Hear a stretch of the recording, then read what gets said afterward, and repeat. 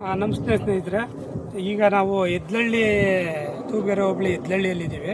ಎದ್ಲಳ್ಳಿ ಕೆರೆಗೆ ನೋಡಿ, ಧರ್ಮಸ್ಥಳ ಗ್ರಾಮಾಭಿವೃದ್ಧಿ ಯೋಜನೆ ಅಡಿಯಲ್ಲಿ ನಮಗೆ 2023ರಲ್ಲಿ ಒಂದು 8 ಲಕ್ಷ ಅನುದಾನ ಸಿಕ್ಕಿರುತ್ತೆ.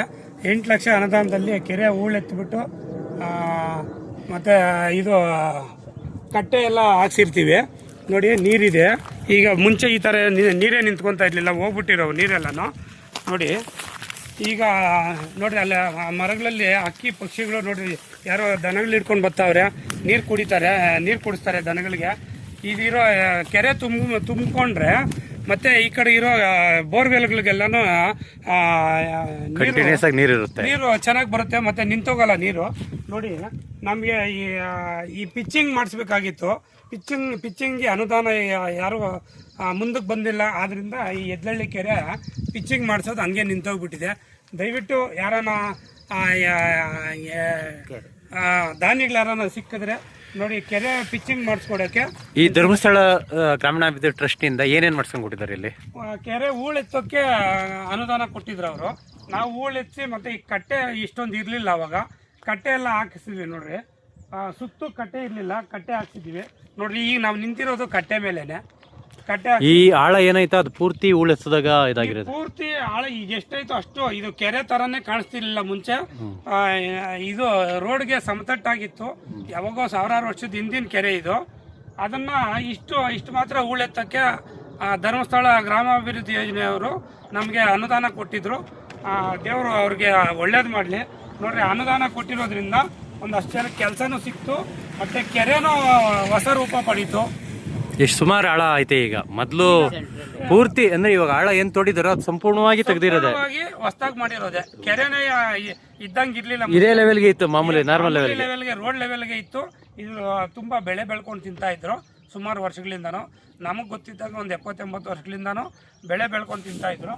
ಆಗ ಅದಾದ್ಮೇಲೆ ಧರ್ಮಸ್ಥಳದ ವತಿಯಿಂದ ನಮಗೆ ಅನುದಾನ ಸಿಕ್ಕಿದ ಮೇಲೆ ಊರಿನ ಎಲ್ಲ ಗ್ರಾಮಸ್ಥರು ಸೇರಿಕೊಂಡು ಒಂದು ಅಭಿವೃದ್ಧಿ ಪಡಿಸ್ಬೇಕು ಕೆರೆನ ಅಂತೇಳಿ ಒಂದು ಸಮಿತಿ ಮಾಡಿಕೊಂಡು, ಕೆರೆ ಅಭಿವೃದ್ಧಿ ಸಮಿತಿ ಅಂತೇಳಿ ಎಲ್ಲರ ಸಹಕಾರದಿಂದನೂ ಈ ಮಟ್ಟಿಗೆ ಕೆರೆ ಆಗಿದೆ. ಈಗ ಈ ಪಂಚಾಯತಿ ವತಿಯಿಂದ ಯಾವುದೇ ಒಂದು ರೀತಿಯಲ್ಲಿ ಅನುದಾನ ಸಿಕ್ಕಿಲ್ಲ. ಪಂಚಾಯತಿ ವತಿಯಿಂದಾನೇ ಆಗಲಿ, ನಮ್ಮ ಸರ್ಕಾರದಿಂದಾನೇ ಆಗಲಿ, ಯಾವುದೇ ಒಂದು ರೂಪಾಯಿ ಬಿಡಿಗಾಸಷ್ಟು ಅನುದಾನ. ಎಷ್ಟು ಎಕರೆ ಇದೆ ಇದು? ಇದು 3 ಎಕರೆ ಇದೆ. ಬರೀ 3 ಎಕರೆ ಇರೋಂಥ ಕೆರೆನೂ ಇವರು ಏನು 3 ಎಕರೆ ಕೆರೆ ಇದೆ ಅನ್ನೋದೇ ಗೊತ್ತಿಲ್ಲ ನಮ್ಮ ಪಂಚಾಯತಿಗೆ. ಅಷ್ಟೊಂದು ಒಳ್ಳೆ ಆಡಳಿತ ನಡೆಸ್ತಾ ಇದೆ. ಪಂಚಾಯತಿಯಲ್ಲಿ ದುಡ್ಡು ಜಾಸ್ತಿ ತುಂಬಿ ತುಳುತ್ತಾ ಇದೆ ನಮ್ಮ ಪಂಚಾಯತಿ. ಅಂದ್ರೆ ಯಾವುದೇ ರೀತಿಯಲ್ಲೂ ಅಭಿವೃದ್ಧಿ ಕಾರ್ಯಗಳಿಗೆ ಪಂಚಾಯತಿ ಏನು ಸ್ಪಂದಿಸ್ತಾ ಇಲ್ಲ ಸುಮ್ಮನೆ ಅಲ್ಲ. ನಾವು ಗಮನಿಸ್ತಾ ಇದ್ದಂಗೆ ಒಂದು ಸ್ವಚ್ಛತಾ ಕಾರ್ಯ ಇಲ್ಲ, ಎಲ್ಲೂ ಕೂಡ ಒಂದು ಯಾವುದೇ ಒಂದು ಅಭಿವೃದ್ಧಿ ಕಾರ್ಯ ಇಲ್ಲ, ಯಾವುದೂ ಇಲ್ಲ. ಈಗ ಇದೇ ಹಳ್ಳಿಯಲ್ಲಿ ಇನ್ನೊಂದು ಪುರಾತನ ಕಾಲದ ಒಂದು ಆಂಜನೇಯ ಸ್ವಾಮಿ ದೇವಸ್ಥಾನ ಇದೆ. ಅದು ಧಾರ್ಮಿಕ ದತ್ತಿ ಇಲಾಖೆಗೆ ಸೇರ್ಕೊಂಡಿದೆ. ಅದು ಬಿದ್ದೋಗಿ ಸುಮಾರು ವರ್ಷಗಳೇ ಆಗೋಯ್ತು. ಒಂದು ಗರ್ಭಗುಡಿ ಮಾತ್ರ ಕಟ್ಟೋಣ ಅಂತೇಳಿ ಎಲ್ಲ ಊರಿನವರು ಒಂದು 2-2 ಸಾವಿರ, 3-3 ಸಾವಿರ, 5-5 ಸಾವಿರ ಕೊಡೋರ ಹತ್ರ ತಗೊಂಡು ಸ್ವಲ್ಪ ಗರ್ಭಗುಡಿಗೆ ಮಾತ್ರ ಈಗ ಅಲ್ಲಿ ಕಟ್ಟಿದ್ದೀವಿ. ಇನ್ನು ಅದು ಏನು ಫಿನಿಶಿಂಗ್ ಮಾಡಿಲ್ಲ. ದೇವರು ಈಗೂ ಬೈಲಲ್ಲೇ ಇದೆ ದೇವ್ರು. ಎಲ್ಲ ಈಗ ಧರ್ಮಸ್ಥಳ ಸಂಘದವ್ರು ಇಷ್ಟೆಲ್ಲ ಮಾಡಿಸಿದ್ದಾರೆ ಅಂತ ನೀವು ಹೇಳ್ತಾ ಇದ್ದೀರಾ. ಒಂದು ಕಡೆ ಧರ್ಮಸ್ಥಳದ ಬಗ್ಗೆ ಬರೀ ಅಪಪ್ರಚಾರ ಬರ್ತಾ ಇತ್ತಲ್ವಾ, ಅದ್ರ ಬಗ್ಗೆ ಏನು ಹೇಳ್ತೀರಾ? ಅದ್ರ ಬಗ್ಗೆ ಹೇಳ್ಬೇಕು ಅಂದ್ರೆ, ಅಪಪ್ರಚಾರ ಮಾಡ್ತಾ ಇರೋರು ಮೂರ್ಖರು, ಮೂರ್ಖರು ಅಂತಾನೆ ಹೇಳ್ತೀವಿ. ಯಾವುದೇ ಕಾರಣಕ್ಕೂ ವೀರೇಂದ್ರ ಹೆಗಡೆ ಅವ್ರ ಬಗ್ಗೆ ಅವ್ರ ಹೆಸರು ಹೇಳೋಕ್ಕೂ ನಮಗೆ ಯೋಗ್ಯತೆ ಇರಲ್ಲ. ಅವ್ರ ಹೆಸರು ಸುಮ್ಮನೆ ಅಲ್ಲಗಳಿದ್ದಾವ್ರೆ ಅಷ್ಟೇ. ಯಾವುದೇ ಕಾರಣಕ್ಕೂ ಅವರು ಯಾವುದ್ರಲ್ಲೂ ಭಾಗಿಯಾಗಿರೋ. ನೋಡ್ರಿ, ಇಂಥವು ನಮ್ಮ ಊರಿನ ಕೆರೆ 538ನೇದು ನಮ್ದು 2023ರಲ್ಲಿ. ಈಗ 1000 ಚಿಲ್ಲರೆ ಆಗಿದೆ. ಯಾವುದೇ ದುಡ್ಡು ಯಾವುದೇ ಸರ್ಕಾರದವರೇ ಆಗಲಿ ಕೊಡ್ತಾ ಇಲ್ಲ. ಅವರು ನಮ್ಮಂಥ ಭಕ್ತಾದಿಗಳು ಹೋಗಿ ಅಲ್ಲಿ ಉಂಡಿಗೆ ಏನು ಹಾಕಿರ್ತಾರೋ ಅದೇ ದುಡ್ಡನ್ನ ತಗೊಂಡು ಬಂದು ಮತ್ತೆ ಜನಗಳಿಗೆ ಜನಗಳ ಸೇವೆ ಮಾಡ್ತಾವ್ರೆ ಅವರು. ಧರ್ಮಸ್ಥಳ ಸಂಘದ್ದು ಈ ಬಡ್ಡಿ ಸಾಲ ಕೊಡ್ತಾರಲ್ವಾ, ಅದಕ್ಕೆ ಈ ಗಲಾಟೆ ಮಾಡಿ ಬಡ್ಡಿ ವಸೂಲು ಮಾಡ್ತಾರೆ, ಅದು ಇದು ಅಂತಂತ ಅಲ್ಲೆಲ್ಲಿ ಕೇಳಿ ಬರ್ತಾ ಇತ್ತಲ್ವಾ, ಅದ್ರ ಬಗ್ಗೆ ಏನು ಹೇಳ್ತೀರಾ ನೀವು? ಖಂಡಿತವಾಗ್ಲೂ ಅದ್ರ ಬಗ್ಗೆ ನಾವು ಮಾತಾಡಲೇಬೇಕಾಗಿತ್ತು. ಪ್ರತಿಯೊಬ್ಬರು ಏನು ಸಂಘದಲ್ಲಿ ಸಾಲ ಯಾರ್ಯಾರು ತಗೊಂಡಿರ್ತಾರೋ, ನಾನು ಈಗ ಪ್ರೆಸೆಂಟ್ 3 ಲಕ್ಷ ತಗೊಂಡಿದ್ದೀನಿ. ನಮ್ಮ ಸಂಘದಲ್ಲೂ ಇನ್ನೂ ಎಲ್ಲರೂ 3 ಲಕ್ಷ, 1 ಲಕ್ಷ ತಗೊಂಡಿರೋರು ಇದ್ದಾರೆ. ಬೇರೆಯವರು ಹೇಳ್ದಂಗೆ ಸಂಘದಲ್ಲಿ ಫೋರ್ಸ್ ಮಾಡ್ತಾರೆ ನಿಜ. ಬಟ್ಟು ಅವರು ನಾವೇನು ತಗೊಂಡಿರ್ತೀವೋ ಅಷ್ಟಕ್ಕೆ ಮಾತ್ರನೇ ಕೇಳೋದು. ಆಮೇಲೆ ಬಡ್ಡಿ ಜಾಸ್ತಿ ಅಂತ ಹೇಳ್ತಾವ್ರಲ್ಲ, ಯಾವುದೇ ಕಾರಣಕ್ಕೂ ಬಡ್ಡಿ ಇಲ್ಲ. ಒಂದು ಲಕ್ಷ ಸಾಲ ತಗೊಂಡ್ರೆ 7,000 ಸಮಥಿಂಗ್ ಏನೋ ಒಂದು ವರ್ಷಕ್ಕೆ ಕಟ್ಟಬೇಕಾಗುತ್ತೆ ಎಕ್ಸ್ಟ್ರಾ ದುಡ್ಡು. ಆ ಎಕ್ಸ್ಟ್ರಾ ದುಡ್ಡು ಏನು ತಗೊಂತಾರೆ ಅದನ್ನ ಇಂಥ ಒಳ್ಳೊಳ್ಳೆ ಕೆಲಸಗಳಿಗೆ ಬಳಸ್ತಾವ್ರೆ. ಅವ್ರು ಯಾವುದೇ ಎಕ್ಸ್ಟ್ರಾ ದುಡ್ಡು ಅಂದ್ರೆ ಬಡ್ಡಿ ಬಡ್ಡಿ ಬಡ್ಡಿ ಅದೇನೆ ಎಕ್ಸ್ಟ್ರಾ ಏನಲ್ಲ.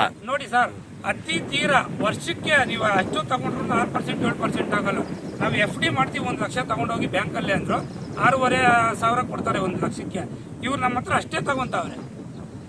ಒಂದು ಲಕ್ಷ ನಮ್ಗೆ ಸಾಲ ಕೊಟ್ಟು ಯಾವುದೇ ಅಡಮಾನ ಇಲ್ದಂಗೆ, ಇದನ್ನ ಚೆನ್ನಾಗಿ ಅರ್ಥ ಮಾಡ್ಕೊಳ್ಬೇಕು ಜನಗಳು, ಯಾವುದೇ ಅಡಮಾನ ಇಲ್ದಂಗೆ 1 ಲಕ್ಷ 2 ಲಕ್ಷ 5 ಲಕ್ಷದವರೆಗೂ ಇಂಡಿವಿಜುವಲ್ ಆಗಿ ಅವುಗಳನ್ನೆಲ್ಲ ಇಂಥ ಒಂದು ಕಾರ್ಯಗಳಿಗೆ.